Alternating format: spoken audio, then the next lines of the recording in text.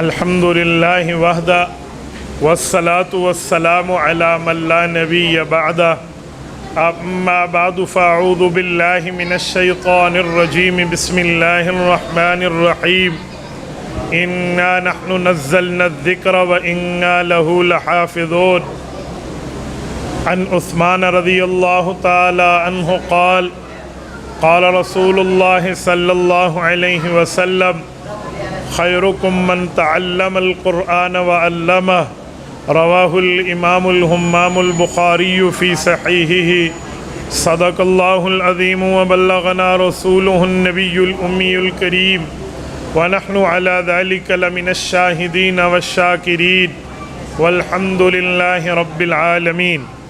معزز دوستو، اللہ تعالیٰ کا کرم، اللہ تعالیٰ نے رمضان المبارک اپنے کرم سے ہمیں عطا فرمایا۔ آج 28 روزے مکمل اور 29ویں شب ہے۔ اللہ تعالی ہمارے ان روزوں کو قبول فرمائے، اللہ دن کا روزہ اور رات کی تراویح کو قبول فرمائے۔ آج 29ویں شب ہے رمضان المبارک کی، اور اس میں ہمارے بھائی محمد عامر صاحب کے بیٹے حافظ محمد حسن کا ختم ہے۔ اللہ تعالیٰ اس قرآن کریم کے پڑھنے کو قبول فرمائے۔ اللہ تعالیٰ اگر اس میں کوئی کمی ہو گئی ہو اس کو پورا فرمائے، اور زیادتی ہو گئی ہو تو اس کو معاف فرمائے۔ میں اپنے پیارے بھائی میاں محمد علی کے واسطے سے آپ کی خدمت میں آج یہاں موجود ہوں۔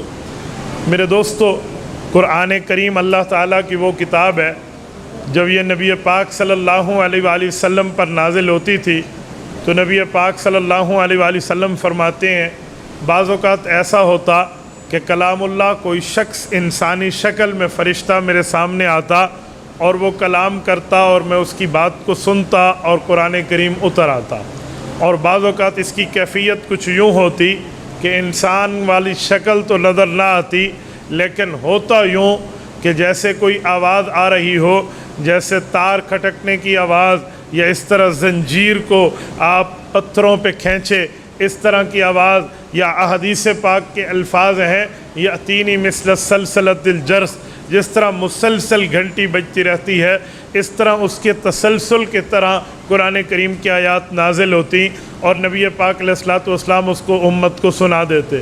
قرآن کریم کا نزول یہ بڑی ہی ایک تکلیف دہ مرحلہ ہوتا تھا۔ نبی پاک صلی اللہ علیہ وسلم کے بارے میں آتا ہے سخت سردیاں ہوتی، آقا نامدار پر قرآن کریم نازل ہوتا تو رسول اللہ صلی اللہ علیہ وسلم کے ماتھے پر پسینے کے آثار نظر آتے، اور اسی طرح نبی اکرم صلی اللہ علیہ وآلہ وسلم اگر کسی سواری کسی اونٹنی پر تشریف فرما ہوتے اور وہی کی کیفیت طاری ہو جاتی تو وہ اونٹنی بیٹھ جایا کرتی تھی۔ نبی پاک صلی اللہ علیہ وآلہ وسلم اس حد تک جو ہے نا اس تکلیف کو برداشت کرتے رہے، اور نزول قرآن نبی پاک علیہ الصلوۃ والسلام پہ پورا ہوا۔ آپ کے اور میرے تک پہنچانے کے لیے ہمارے نبی نے اس کی قربانی دی ہے۔ حضور اقدس صلی اللہ علیہ وسلم پر قرآن کریم اس کی مزید ایک بات فرماتا ہے۔ 29واں پارہ ہے سورۃ قیامہ، سورت کا پہلا رکوع ہے۔ اللہ تعالیٰ فرماتے ہیں لا تحرک بہ لسانک لتعجل بہ ان علینا جمعہ وقرآنہ فاذا قرأناہ فاتبع قرآنہ۔ اس آیات میں اللہ تعالیٰ نے آپ کو اور مجھے ایک بات فرمائی ہے، وہ بات یہ ہے کہ جب نبی پاک صلی اللہ علیہ وسلم پر قرآن کریم اترتا تو حضور پاک علیہ الصلوۃ والسلام کی چاہت یہ ہوتی کہ جبرائیل امین پڑھ رہے ہیں، ان کے ساتھ میں بھی پڑھنا شروع کر دوں تاکہ قرآن کریم کا کوئی حصہ ضائع نہ ہو سکے، قرآن کریم کی ہر آیت محفوظ ہو جائے، اور قرآن کریم کو میں اپنے سینے میں جمع کر لوں، اور قرآن کریم کو یاد کر کے اگلی نسلوں تک پہنچانے میں نبی پاک علیہ السلام تھوڑی یوں جلدی فرماتے تاکہ اس کو پہلے دوہرا لوں، ابھی ختم ہوا ہے یا ابھی جاری ہے، تاکہ دہرانے کے بعد اگلی نسلوں تک پہنچ سکے۔ اللہ پاک نے آیت اتار دی لا تحرک بہ لسانک، محبوبم جب تک جبرائیل مکمل تلاوت نہ کر لے آپ ساتھ ساتھ پڑھنے میں جلدی مت فرمائیے۔ کیوں؟ سوال اٹھتا ہے نبی پاک علیہ السلام یہ جلدی کیوں کرتے؟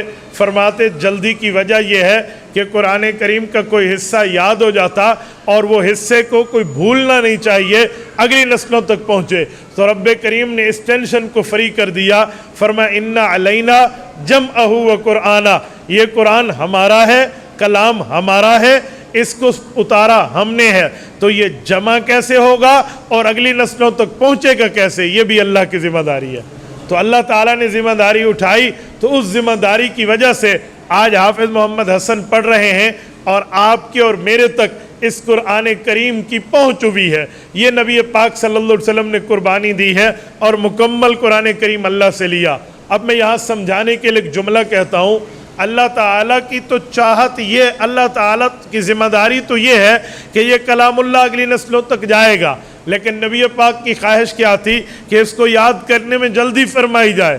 تو میرے دوستو، جب نبی پاک صلی اللہ علیہ وسلم نے اتنی جلدی فرمائی قرآن کریم کے لیے، تو آپ کو اور مجھے بھی اس جلدی کا حصہ بن کے خود بھی پڑھنا چاہیے اور اپنی نسلوں کو بھی پڑھانا چاہیے۔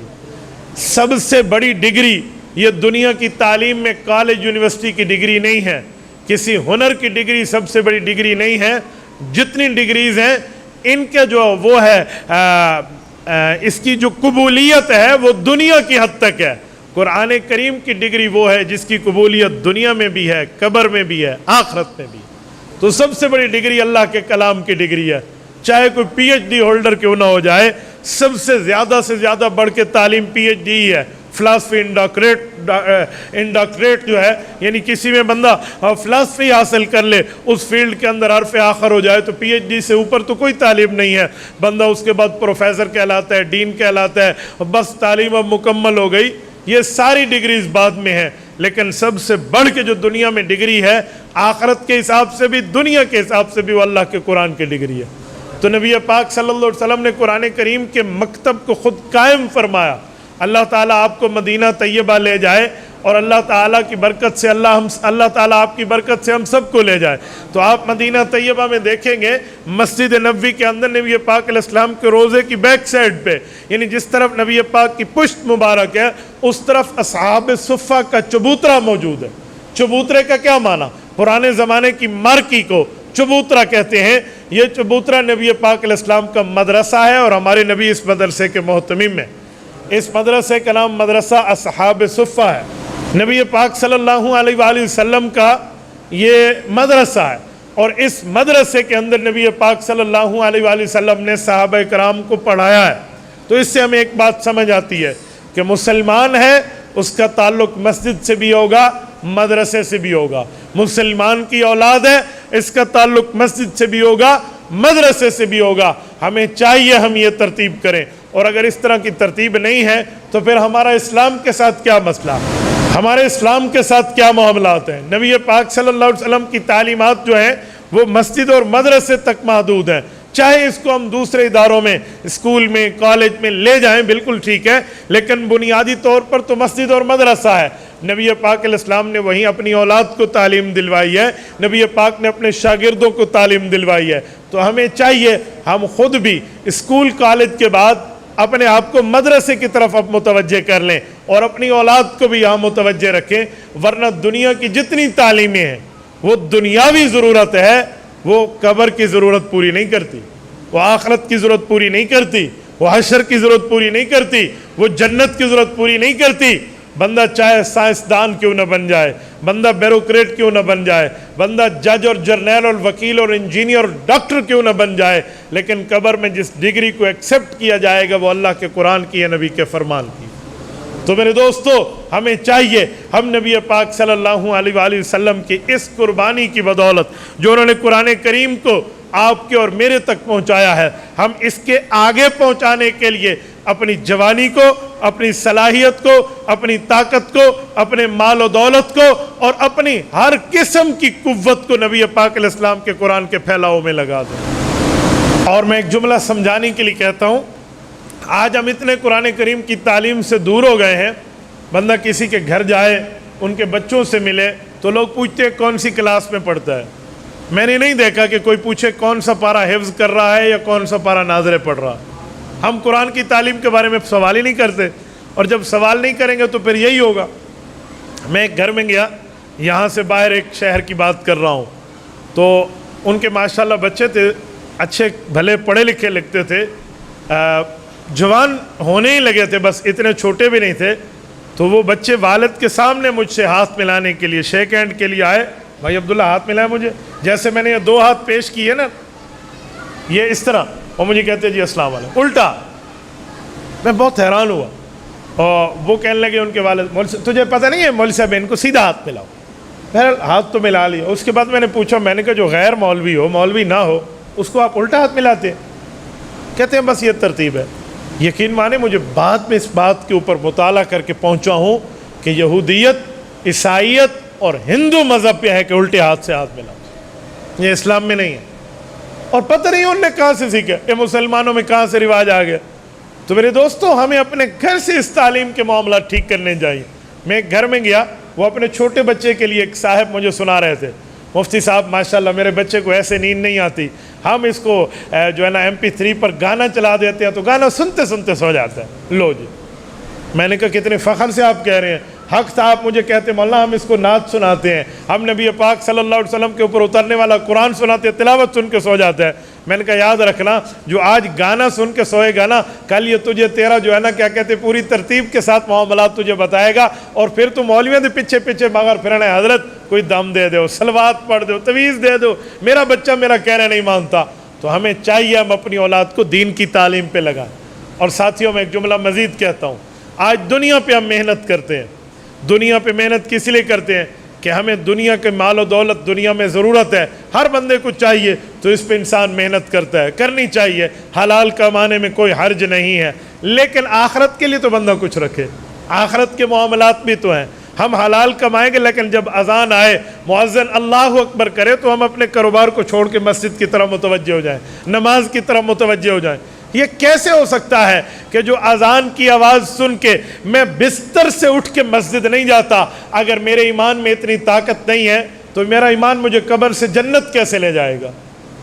میں کیسے سمجھتا ہوں کہ جو مجھے اپنے بستر سے اٹھا کر نماز کے لیے کھڑا نہیں کر دیتا میرا ایمان، اگر اس میں اتنی طاقت نہیں ہے تو اس میں اتنی طاقت ہوگی قبر سے لے کر جنت چلا جائے گا؟ ایسا کچھ بھی نہیں ہو سکتا۔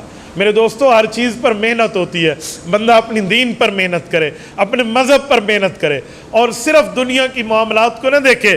دنیا کا رزق تو مل کے رہے گا، رزق مقدر پہ ہے یا محنت پہ ہے؟ رزق مقدر پہ ہے، آخرت محنت پہ ہے۔ اللہ نے رزق ہمارا لکھ دیا ہے، لیکن آخرت کے لیے ہمیں محنت کرنی پڑے گی۔ میں ایک بات سمجھانے کے لیے کہتا ہوں، آج ہم لاہور میں بیٹھے ہیں، ہم ایک انگور کھاتے ہیں، بالکل چھوٹا سا انگور ہے جسے چمن انگور کہتے ہیں، وہ افغانستان سے ہو کر چمن کے راستے سے بارڈر میں داخل ہوتا ہے پاکستان کے اندر۔ تو اگر اس چمن انگور پر میرا نام لکھا ہوا ہے نا، تو جس ٹرک میں آئے گا، جس پیٹی میں آئے گا، جس سبزی منڈی میں آئے گا، فروٹ منڈی میں آئے گا، جس دکان پہ آئے گا، جس شاپر میں پیک ہو کر آئے گا، اگر اسے میں نے کھانا ہے تو میرے منہ میں آنے میں دنیا کی کوئی طاقت اسے روک نہیں سکتی۔ اور اگر اس پہ میرا نام نہیں لکھا ہوا تو ہم نے دیکھا ہے کہ ہسپتال کے بیڈ پر مریض کو چمچ میں پانی ڈال کے بھی منہ میں ڈالتے ہیں تو وہ نکل آتا ہے۔ اگر نہیں لکھا ہوا نام تو پھر نہیں آئے گا۔ میرے دوستو، اسی لیے آخرت پہ محنت دیکھیں، رزق تو اللہ دے گا۔ میں سمجھانے کے لیے کہتا ہوں، کتے اور خنزیر کو بھی اللہ رزق دیتا ہے، وہ بھی بھوکے نہیں مرتے۔ ہم تو نبی پاک صلی اللہ علیہ وسلم کے امتی ہیں۔ جب ایک اتنے جانور کو بھی رزق ملتا ہے، اس کی اولاد کو بھی ملتا ہے، تو ہم تو نبی پاک پہ کلمہ پڑھنے والے ہیں۔ صرف رزق کو نہ دیکھیں، رزاق کو بھی دیکھیں۔ اور میرے دوستو، ملتان میں ایک بہت بڑا ہسپتال ہے، نشتر ہسپتال۔ اس کے جو بانی ہیں ان کا نام ہے سردار عبدالرب نشتر، یہ صوبہ پنجاب کے گورنر رہے ہیں۔ انہوں نے ماشاءاللہ ایک بہت بڑا ہسپتال بنایا۔ انہوں نے اپنی ایک کارگزاری لکھی ہے، وہ کہتے ہیں میرے پاس ایک مریض کو لایا گیا، میں نے پرانے زمانے کی بات ہے، تو کہتے ہیں اس کے ناک میں کوئی تکلیف تھی، کوئی دانہ پھنسا ہوا تھا گندم کا، یا پتہ نہیں اس طرح کوئی رائی کا دانہ تھا۔ اس زمانے میں کہتے ہیں میرا اسپتال اتنا فیسیلیٹیڈ نہیں تھا کہ ہم اس کا آپریٹ کر کے وہ اس کے ناک سے نکلوا سکتے۔ تو انہوں نے کہا ہم تو غریب لوگ ہیں، ہم کھیت کاٹ رہے تھے، تو اس میں ایسے ہی اس نے کچھ چھونگا اور یہاں چلا گیا۔ تو کہتے ہیں میں نے بہت تحقیق کرائی تو 2 ملکوں میں اس کا علاج نظر آیا، یا تو انڈیا میں یا چائنا میں۔ انڈیا نہیں جا سکتے تھے کیونکہ وہ کچھ بارڈر کے حالات کچھ ایسے تھے، چائنا دوست ملک تھا پاکستان کا، تو یہاں جایا جا سکتا تھا۔ تو میں نے کہا آپ وہاں جائیں، آپ کے لیے انڈیا میں مشکلات ہوں گی۔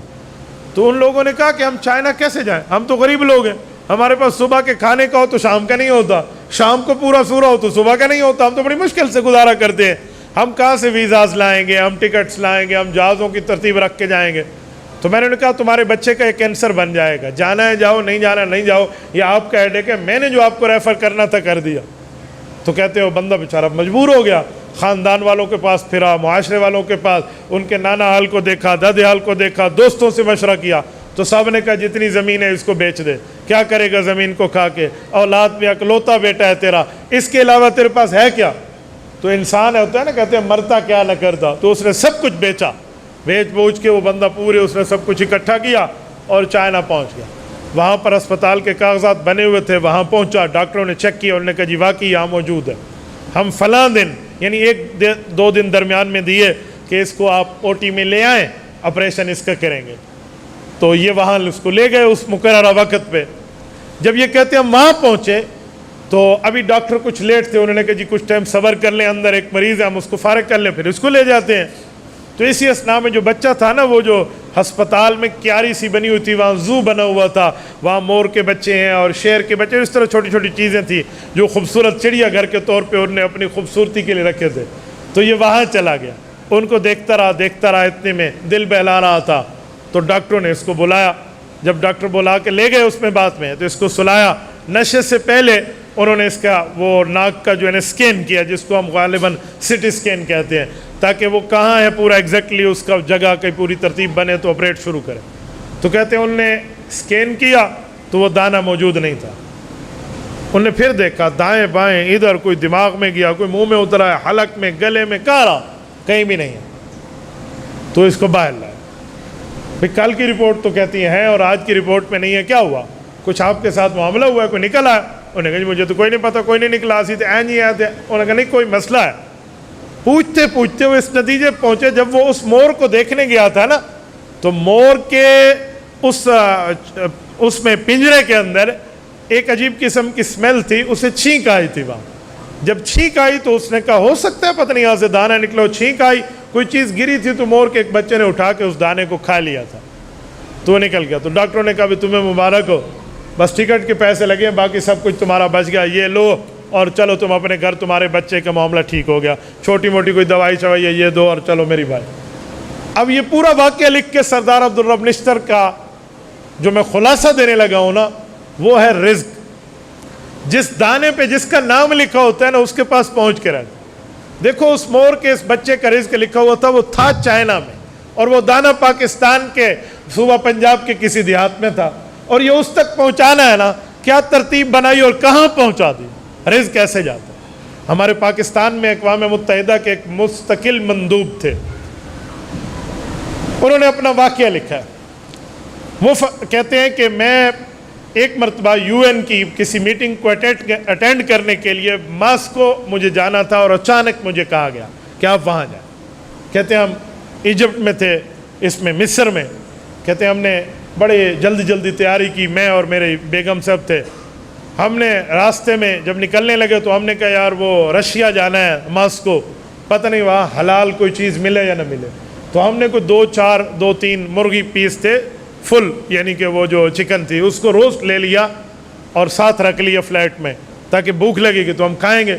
کہتے ہیں ہمیں ڈائریکٹ فلائٹ نہیں ملی، پہلے ہم تاشکند گئے اور تاشکند سے پھر ہمیں فلائٹ ملی تھی وہاں کی ماسکو کی۔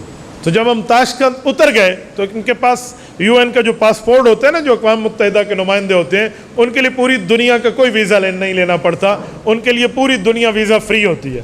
تو کہتے ہیں ہم تاشکند ایئرپورٹ میں تھے کہ بھائی اتنے گھنٹے کا سفر مزید ہے تو آپ اتنا ٹائم اس پہ اسٹے کریں پھر جائے گا جہاز۔ کہتے ہیں ہم باہر آ گئے، ہم گھومتے پھرتے رہے باہر، میاں بیوی تھے، ہم نے کہا چلو کچھ ٹائم پہلے جیسے ہی ہوگا ہم جہاز کے لیے آ جائیں گے۔ کہتے ہیں ہم وہاں گھوم پھر رہے تھے تو اسی وقت ہی ہمیں کال آ گئی کہ وہ میٹنگ کسی وجہ سے کینسل ہو گئی، بس آپ نہ جہاں واپس جائیں، فلائٹ پکڑیں اور جائیں۔ تو کہتے ہیں ہم نے ایک دوسرے گھر والی کو دیکھا، ہم نے کہا یار چلو نہیں جانا پڑ گیا، چلو اب واپس چلے۔ اب تو واپس اسلامی ملک تھا، وہاں حلال چیزیں مل سکتی تھی۔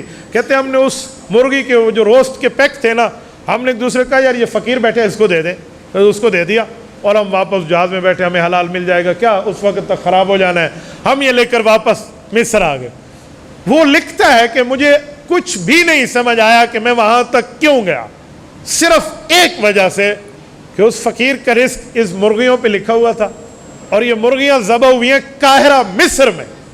اس تک پہنچ تھی، پہنچانے کی ترتیب کیا تھی؟ وہ ویزا لے کے تو ادھر آ نہیں سکتا تھا، تو اللہ نے ہماری ترتیب بنائی اور اس رزق والا جو رزاق ہے اس نے اس کے در پہ جا کے اس کو رزق پہنچا دیا۔ رزق کیسے آتا ہے میرے دوستو؟ آپ اور ہم جمعہ پڑھتے ہیں، ہم جمعہ کے خطبے میں ایک حدیث پاک سنتے ہیں، ہاتھ میں عصا لے کے ممبر پر مولوی صاحب ہمیں حدیث سنا رہے ہوتے ہیں، الا وان النفس لن تموت حتى تستكمل رزقها۔ کیا ترجمہ اس حدیث کا؟ فرمایا حضور پاک علیہ السلام نے، الا اے لوگوں خبردار ہو جاؤ، وان النفس لن تموت، اللہ تعالیٰ نے بات لکھ دی ہے کہ کسی کو اس وقت تک موت نہیں آئے گی، حتیٰ تستکمل رزقہا، جو اس کے مقدر میں رزق لکھا ہوا ہے وہ پورا نہ استعمال کر لے۔ تو ہم کیوں رزق کے پیچھے لگ کے رزاق کو بھول بیٹھے؟ آج رمضان المبارک ہے، ابھی نہیں ختم ہوا، ابھی بھی وقت ہے۔ آج تک اگر ہم نے روزے نہیں رکھے، ہم نے نماز میں قرآن نہیں پڑھا، یا ویسے تلاوت نہیں کی، یا کوئی گناہ کیے، ہم آج بھی اللہ سے معافی مانگیں تو اللہ رحیم ہے، رب کی رحمت ختم نہیں ہوگی، قضا کر لے بندہ بعد میں۔ لیکن اب بھی تو وہی مہینہ ہے جس کے لیے حضور پاک علیہ السلام نے فرمایا کہ تمہارا یہاں کا ایک نفل فرض کے برابر ہوگا اور تمہارا ایک فرض 70 فرضوں کے برابر ہوگا۔ کیا معنی؟ مثلا ہم صبح کی نماز پڑھیں، رمضان المبارک ہے، تو ہماری ایک نماز نہیں ہے، گویا ہم نے 70 صبح کی نمازیں پڑھی ہیں۔ اور اگر ہم نے ایک نماز پڑھی ہے 70 ہے، اور اگر ہم نے 5 نمازیں پڑھی ہیں، اب 70 کو 5 سے ضرب دے، اتنی نمازیں ایک دن کی بنتی ہیں۔ تو میرے دوستو، اسی لیے میں کہہ رہا تھا کہ ہم دکانوں پہ بیٹھ کے، ہم کاروبار میں بیٹھ کے، آفیسز میں بیٹھ کے ہم رزاق کو بھول جاتے ہیں، اللہ کو بھول جاتے ہیں۔ ہمارے نبی پاک نے ہمارے لیے کیا قربانی دے کر ہم تک قرآن پہنچایا، ہمیں اس کے اوپر بھی تو غور کرنا چاہیے۔ اور ایک بات ہمیں غور سے سمجھنی چاہیے، وہ یہ ہے کہ قرآن کریم سے جب ہم لگیں گے، اپنی اولاد کو پڑھائیں گے، تو شیطان ایک بات ہمارے دماغ میں ڈالے گا، یا شیطان ڈالے گا یا شیطان سے متاثر لوگ ہمارے دماغ میں ڈالیں گے کہ تیرا بچہ حافظ بن گیا، مولوی بن گیا، قاری بن گیا، کھائے گا کہاں سے کھائے گا؟ میرے دوستو، عزت کی روٹی کھائے گا، عزت کے ساتھ کھائے گا۔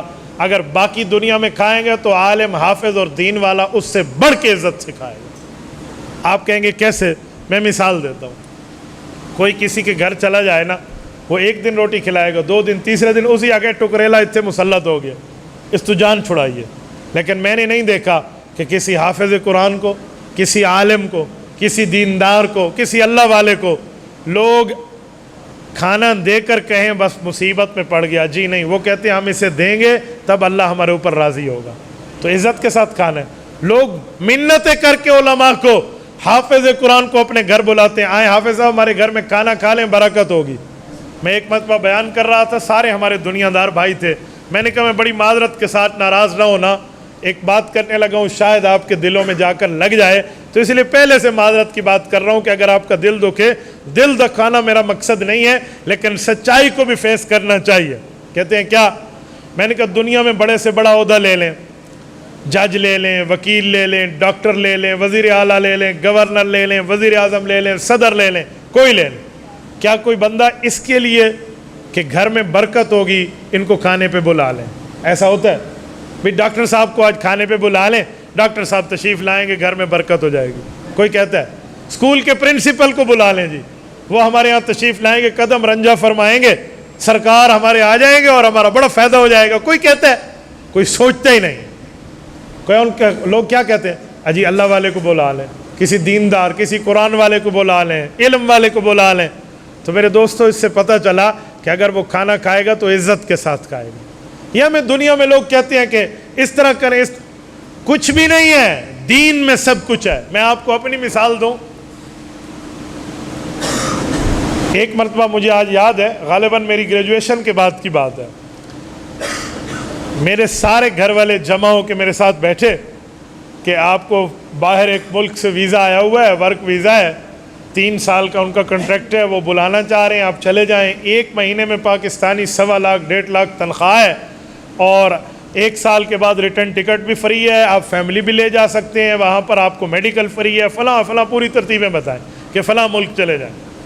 میں نے انہیں کہا کہ یار میں نے عالم بننا ہے، حافظ بننا ہے، گلی گلی اللہ کا دین پہنچانا ہے، حضور کا فرمان پہنچانا، میں نہیں جاتا۔ تو مجھے میرے خاندان والے اپنی سرائکی میں کہتے تھے بھوک مر ویسے ہیں، تے کو تو روٹی بھی نہیں ملنی، پوچھنا ہی تے کو کہیں کو نہیں، ہاتھ نہ ملے سی دنیا، ہاتھ تجھ سے کوئی نہیں ملائے گا، بھوکے مر جاؤ گے، آئے رزق کو لاتے نہیں مارتے، چلے جاؤ۔ میں کہتا تھا نہیں بابا، میں نے اللہ اللہ سنانا ہے، گلی گلی جاؤں گا تو میری دنیا بھی بہتر، میری آخرت بہتر، میں نہیں جاتا۔ میں نے انکار کیا تو میری فیملی والوں نے مجھ سے منہ موڑ لیا، پتہ نہیں بے وقوف آدمی ہے، دماغ خراب ہے اس کا، پتہ نہیں اپنے آپ کو، اس کو سمجھ ہی کوئی نہیں ہے، ذلیل ہوگا، ہمیں بھی ذلیل کرائے گا۔ میرے دوستو، وہ دن ہے اور آج یہ دن بھی ہے، درمیان میں کوئی 15-20 سال ہی گزرے ہیں۔ آج وہ لوگ آتے ہیں نا وہاں اسی ملک سے، تو مجھے کہیں گے حضرت ہمارے ساتھ ایک سیلفی کھینچ لیں، ہم اس ملک میں بتائیں کہ مفتی عبدالواحد قریشی کے ہم پڑوسی ہیں۔ میں انہیں کہتا ہوں میں نے تو تمہیں کبھی نہیں کہا جی ایک سیلفی مینوں دے دو، میں نے آپ کے ساتھ تصویر کھنچوانی ہے۔ تو اس سے میں اپنی بات نہیں کر رہا، میں دین کی بات کر رہا ہوں، میں قرآن کی بات کر رہا ہوں، میں اسلام کی بات کر رہا ہوں۔ اگر آپ کی اولادیں بھی دین سے جڑیں تو اللہ عزت سے نوازے گا۔ یہ کسی کی ذاتی بات نہیں ہوتی کہ میں اپنے فضائل سنا رہا ہوں، اللہ کی قسم میں ذاتی بات نہیں کر رہا، میں اسلام کے ساتھ جڑنے والے کی عزت کی بات کر رہا ہوں، تو اللہ عزت عطا فرماتا ہے۔ اور میں سمجھانے کے لیے کہا کرتا ہوں، آپ کا بچہ قرآن پڑھ گیا، عالم بن گیا، حافظ بن گیا، وہ مصلی میں اس جگہ ٹھہرے گا، اس کے آگے بھی کوئی نہیں ہوگا، اس کے برابر بھی کوئی نہیں ہوگا۔ یہ ہے عالم اور حافظ کا مقام، اس کے آگے تو آگے، اس کے برابر بھی کوئی نہیں ہوتا۔ اور ہر وہ کام کرے گا عالم جو کام میرے نبی نے علماء کے حوالے کیے، مثلا امت میں نکاح پڑھانا تاکہ دو افراد کا آپس میں ریلیشن، یہ فزیکل ریلیشن شپ حرام نہ ہو، حلال ہو، یہ نبوت نکاح پڑھاتے تھے نبی پاک۔ اب ان کا نائب عالم ہے، قرآن پڑھنے والا ہے، وہ پڑھائے گا۔ حضور علیہ السلام جمعہ پڑھاتے تھے، یہ جمعہ پڑھائے گا۔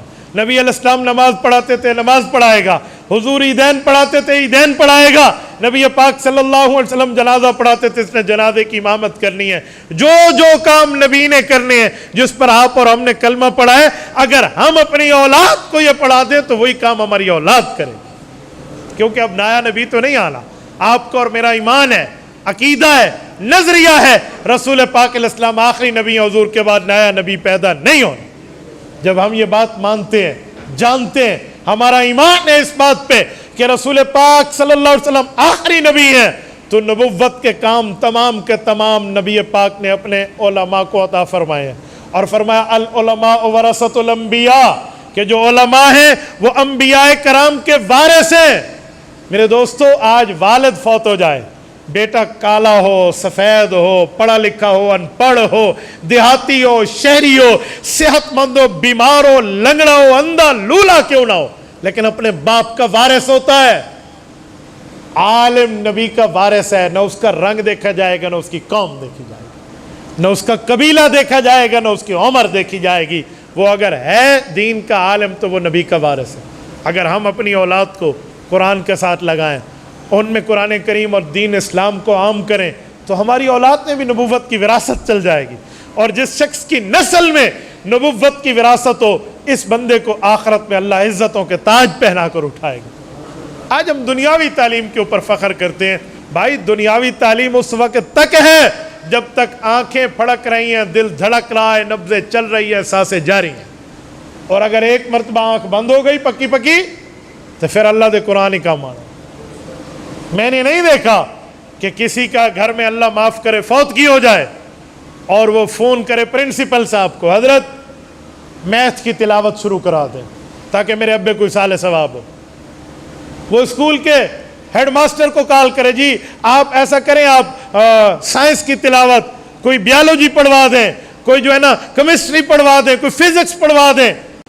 نہیں، وہ کہیں گے قاری صاحب بچوں کو کہے سورۃ یاسین شروع کر دیں، اللہ کا قرآن پڑھ لیں، نبی کا فرمان پڑھ لیں۔ تو میرے دوستو، جب ہم مانتے ہیں، جانتے ہیں کہ اس کلام کا اثر دنیا کو چیر کے قبر تک جاتا ہے، قبر سے لے کر آخرت تک جاتا ہے، تو پھر ہمیں کیوں نہ دین اسلام پہ عمل کرنا چاہیے۔ دیکھو، مبارکباد کے مستحق ہیں یہ بھی اور ان کے والدین بھی، ان کے اساتذہ بھی، جنہوں نے پڑھا، پڑھایا، پڑھوایا، اور نہ گرمی دیکھی نہ سردی دیکھی۔ آج دنیا میں یہ اعزاز ملا کہ اللہ نے اس کو اس جگہ پہ ٹھہرایا ہے جہاں نبی پاک صلی اللہ علیہ وسلم مصلی پر امامت فرمایا کرتے ہیں۔ اس سے بڑھ کے اور مقام کیا چاہیے؟ اس سے بڑھ کے اور درجہ کیا چاہیے؟ آج لوگ ہمیں کہتے ہیں او جی فلاں کو دیکھو فلاں. میں کہتا ہوں دنیا داروں کو نہ دیکھو، نبی کو دیکھو، دین داروں کو دیکھو. میں ایک جگہ میں تھا، ایک شخص نے کہا کہ وہ انگریز کو دیکھو، وہ چاند تک پہنچ گیا ہے، تم مسلمان کہاں تک گئے ہو؟ میں نے کہا ایسے نہیں کہو، میں اس نبی کا امتی ہوں، میرا نبی عرش تک گیا ہے، عرش تک، خالی چاند تک نہیں. چاند تو بہت نیچے لیول کی بات ہے، اس کے اوپر آسمان تک تو آج تک کوئی سائنسدان پہنچ ہی نہیں سکا. پھر ایک نہیں، پھر 7 آسمان کراس کیے ہیں. پھر 7 آسمان نہیں، پھر شریف الاقلام کراس کیا ہے. شریف الاقلام نہیں، سدرۃ المنتہا کراس کیا ہے، جہاں جبرائیل امین جیسا فرشتہ بھی ٹھہر گیا. یا رسول اللہ آگے نہیں جا سکتا، ایسے نور کے پردے میرے پر جل جائیں گے. حضرت علاء الدین متقی رحمہ اللہ نے کنز العمال میں مرفوع روایت لکھی ہے، فرمایا یا رسول اللہ میرے پر جل جائیں گے، میں آگے نہیں جا سکتا. وہ یہ رک گئے. اوپر سے رف رف جو قالین تھا وہ اس جگہ کا گویا بوئنگ طیارہ ہے، وہ نبی پاک علیہ السلام کو لے کر چلا ہے. احادیث پاک میں آتا ہے کہ نبی پاک علیہ السلام اس جگہ قدرے تھوڑی سی پریشان ہونے لگے کہ جبرائیل وہ مکہ سے چلا میرے ساتھ تھا، راستے میں بیت اللہ آیا میرے ساتھ تھا، بیت اللہ سے آگے گئے مدینہ طیبہ کا سفر آیا میرے ساتھ تھے، بیت اللحم آیا میرے ساتھ تھے، بیت المقدس آیا میرے ساتھ تھے، طور سینا آیا میرے ساتھ تھے، قبر موسیٰ سے گزرے میرے ساتھ تھے، بیت المقدس تک ساتھ، پھر 7 آسمانوں میں ساتھ. اب سدرۃ المنتہا پہ جبرائیل رک گیا، آگے اکیلا میں نہیں جانا ہے. یہ بائی نیچر بطور فطرت تھوڑی سی پریشانی ہوئی. تو اسی جگہ اڑتے ہوئے نبی پاک علیہ السلام سے ایک فرشتے نے جو گفتگو کی ہے نا، حدیث پاک میں ہے کہ اس کی آواز ایسے تھی جیسے ابو بکر صدیق بول رہا ہو رضی اللہ. اللہ نے اس فرشتے کو وہاں پر پہلے دن سے پیدا ہی اس لیے کیا تھا کہ ایک وقت آئے گا سرکار مدینہ یہاں سے گزریں گے، اگر تھوڑی سی بھی پریشانی وہاں لاحق ہو تو جس کا زیادہ تعلق حضور کے ساتھ ہے نا، سفر حضر کا یار ہے، جسے یار غار اور یار مزار کہتے ہیں، یہ ابو بکر ہوگا. اتنی قریبی کی آواز سن کے پریشانی جاتی رہتی ہے. تو نبی پاک صلی اللہ علیہ وسلم نے تو اسے بھی کراس کیا اور اس کے بعد عرش معلی پہ پہنچے. میرے دوستو ہمارے نبی پاک، ہم تو اس نبی کا کلمہ پڑھنے والے جو وہاں تک پہنچے. ہمیں لوگ ڈرائیں بھی سائنسدان چاند پہ پہنچ گئے، یہ کون سی بات ہے؟ تو ہم اس نبی کے ماننے والے ہیں میرے دوستو. اسی لیے بہتر ہے دنیا پہ جتنی محنت کی ہے آخرت پہ اس سے بڑھ کے کریں. دنیا میں اتنی محنت کریں جتنا دنیا میں رہنا ہے، آخرت پہ اتنی محنت کریں جتنی آخرت میں رہنا ہے. دنیا میں کتنا رہنا ہے؟ کتنا زیادہ 100 سال رہے گا نا بندہ. یہ دنیا کی اوسطاً عمر تو 100 سال سے بھی کم ہے، 60 سے لے کر 90 تک ہے. یہ دنیا کی اوسطاً عمر ہے میکسیمم. کتنا جائے گا بندہ؟ اور آخرت پہ کتنا رہنا ہے؟ کَأَلْفِ سَنَةٍ مِّمَّا تَعُدُّونَ. قرآن کہتے ہیں آخرت کا ایک دنیا کے آخرت کا ایک دن دنیا کے 1000 سال کے برابر ہوگا. ایک دن گویا دن کا ایک حصہ، صبح سے لے کر چاش کی نماز جو دن 8 بجے 9 بجے 10 بجے تک ہو جاتی ہے، اتنا ٹائم یہ دنیا کا 100 سال بن جائے گا. یہ آخرت کے ایک دن کا وقت ہے. تو ہم نے جتنا دنیا میں رہنا اتنا یہاں محنت کریں، جتنا آخرت پہ کرنا اتنا وہاں. میں نے ایک واقعہ پڑھا ہے کہ نوح علیہ السلام کے پاس ایک بڑھیا آئی، اس نے آ کر کہا ہے نبی اللہ میرے لیے دعا کریں، میری اولاد کو اللہ زندگی دے، یہ بچپن میں فوت ہو جاتے، بس یہی 250 سال 300 سال 450 سال کی عمر ہوتی ہے، فوت ہو جاتے. تو نوح علیہ السلام ہنسے اور اس کے لیے دعا بھی کی. انہوں نے کہا اللہ کے نبی آپ ہنسے ہیں، اللہ آپ کو ہنساتا رکھے، لیکن کوئی وجہ؟ فرمایا تو اپنے بچوں کی اس عمر کو چھوٹی عمر کہہ رہی ہے، 250 سال 300 سال، بس ایک امت آئے گی اس کی کل عمر 70 سال 80 سال 90 سال 100 سال ہوگی. انہوں نے کہا اچھا ایسی امت بھی آئے گی؟ فرمایا جی ہاں. کہا اگر اتنی عمر مجھے ملے تو میں تو ایک سجدے میں گزار دوں. کہا اچھا ہے نبی اللہ اتنا کم وقت لے کر وہ لوگ آئیں گے؟ فرمایا جی ہاں. تو کہا بہت آسان زندگی ہوگی. انہوں نے تو دنیا میں کوئی گھر ور نہیں بنانے، کوئی دنیا کی فکر کرنی نہیں ہے، مختصر وقت لے کر آئے ہیں، بس آخرت ہی سوچتے رہیں گے. فرمایا سب سے زیادہ انہوں نے گھر بنانے، اور آج ہے ہی ایسے. شاید پچھلی امتوں نے سب نے مل کے اتنے گھر نہیں بنائے تھے جتنی ہماری امت نے پوری چوٹی بھی کراس کر لگی. تو میرے دوستو تو دنیا پہ ہم محنت کر رہے ہیں، آخرت کو ہم نے چھوڑا ہوا. کسی سے پوچھو نا بھائی آپ کا گھر کہاں ہے، لوگ پتہ نہیں کیا سے کیا کہتے ہیں. اللہ جزائے خیر دے ہمارے مفتی محمد حسن دامت برکاتہم کو. ایک جلسے میں بیٹھے تھے, اسٹیج پہ بیٹھے ہوئے چھوٹے بچے سے پوچھا, بیٹا ہمارا گھر کہاں ہے؟ تو اس نے کہا جی میرا گھر تو ساتھ والے محلے جو. انہوں نے فرمایا جی نہیں, ہمارا گھر جنت میں ہے, ہمارا گھر آخرت میں. کہا جی ہاں. تو کہا والدین کو کہ تم انہیں سمجھایا کرو کہ ہمارا اصلی گھر تو وہی ہے. ایک بادشاہ وقت ہے اموی خاندان کے, سلمان بن عبد الملک, اس نے سوال کیا, بڑے بڑے علماء بیٹھے تھے, کہ یار ایک بات بتاؤ, جب ہم یہ بات مانتے ہیں کہ ہم مر جائیں گے, جنت جائیں گے, آخرت میں جائیں گے, مرنے کے بعد ہمارے اٹھنے کے اوپر ایمان اور یقین ہے, تو کیوں نہیں ہم مرنا چاہتے؟ ہم پھر دنیا میں کیوں چمٹے رہنا چاہتے ہیں؟ وجہ کیا ہے؟ تو انہوں نے کہا جی مدینہ طیبہ تو آپ جا رہے ہیں, وہاں ایک بزرگ رہتے ہیں امام ابو حازم رحمۃ اللہ علیہ, اس کا جواب وہ دے سکتا ہے. تو بادشاہ ان کے پاس آیا اور آ کر کہا کہ جی مجھے ایک بات بتائے, جب ہم مانتے ہیں ہم مر جائیں گے, آخرت پہ زندگی ہے, تو پھر ہم مرنا کیوں نہیں چاہتے, پھر دنیا میں کیوں چمٹا رہنا چاہتے ہیں؟ تو انہوں نے بڑا پیارا جواب دیا. انہوں نے کہا بادشاہ سلامت, اگر کسی بندے کے 2 گھر ہوں, ایک گھر شہر میں وہ بنائے اور اس کو خوبصورت سے خوبصورت بنا دے, ہر طرح سے پیارا, اور فیسیلیٹیٹ کر دے, ہر قسم کی سہولیات ہو, اور ایک گھر وہ ہو جس کو کوئی وہ آبادی نہ ہو, اس میں جالے لگے ہوئے ہو اور ہر طرف ہو کا عالم ہو, تو یہ بندہ کس گھر میں جائے گا؟ تو کہا یہ تو اسی گھر میں جائے گا جس کو اس نے اچھا بنایا ہے. تو کہا ہم نے جو دنیا پہ آج کل محنت کی ہے نا, تو دنیاوی گھر کو ہم نے اتنا خوبصورت بنا دیا ہے کہ ہمیں آخرت کے گھر کی کوئی فکر نہیں ہے, ادھر کوئی اعمال نہیں بھیجے ہم نے, اس کو نعوذ باللہ بدصورت رکھا ہے. تو اس لیے آبادیوں کو چھوڑ کے ویرانیوں کی طرف جانے کا جی کسی کا نہیں کرتا. تو میرے دوستو, قرآن کریم کا حق ہے, قرآن کو سمجھیں, قرآن پہ عمل کریں, قرآن کی تلاوت کریں, خود بھی پڑھیں, اپنی نسلوں تک بھی پہنچائیں. اللہ پاک آپ کو اور ہمیں صراط مستقیم عطا فرمائے. جزاکم اللہ تعالی. بھائی محمد حسن صاحب, اللہ پاک آپ کو خوش و خرم رکھے, آپ نے پورا قرآن کریم سنایا, بیٹا یہ آپ کو ہدیہ ہے. حق ہے بندہ ان جیسوں کے اوپر اپنے مال کو خرچ کرے کہ جنہوں نے قرآن کریم کو اپنے سینے میں رکھا ہو. قرآن کریم کے اوپر مال خرچ کرنا یہ بندے پر نہیں ہوتا, قرآن کریم پر ہوتا ہے.